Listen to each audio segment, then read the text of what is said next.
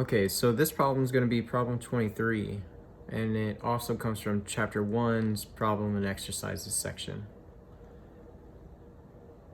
And so problem 23, it reads, if a marathon runner averages 9.5 miles per hour, how long does it take him or her to run a 26.22 mile marathon?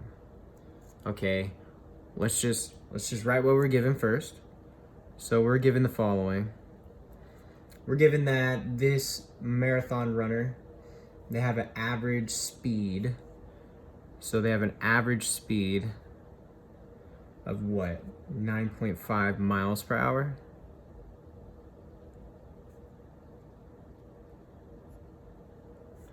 So 9.5 miles per hour. How long does it take him or her to run this 26.22 mile marathon? Okay, so we have this speed and we want to know how long it takes for them to run. We know an equation that deals with averages of velocity. So there's two equations that deal with it.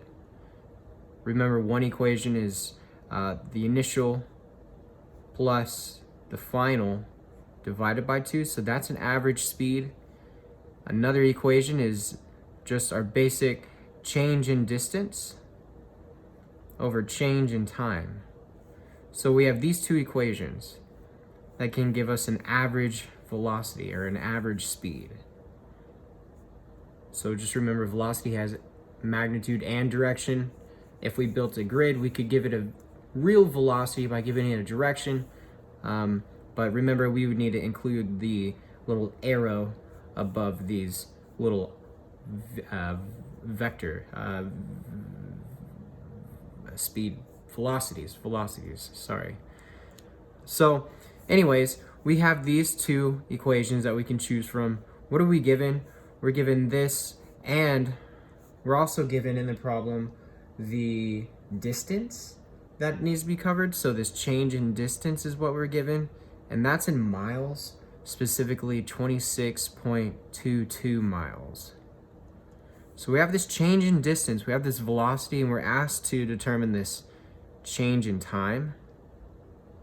How long does it take? What's the elapsed time? So here's our equation that we can use, because we have this delta t, we have this delta x, and we have this v bar, which is all in the equation. We have all of this. We don't have all this information over here. And we don't even have what we want, the delta t. So this equation has what we want, and it has things that we have. So we want to choose this equation. So we'll choose this equation, and let's write it to be solved for delta t. So we'll just multiply delta t out on both sides and then divide v bar out on both sides so that we get this following equation. We'll get delta t is equal to delta x divided by v bar. We know what delta x is. We know what v bar is, so we can just throw that into the equation. Delta x being 26.22 miles divided by v bar, which is just the 9.5 miles per hour. And so from here, we're left with a time. We'll see that this can cancel out with this, which just gives us the units of time. And remember, we have a fraction underneath the fraction here.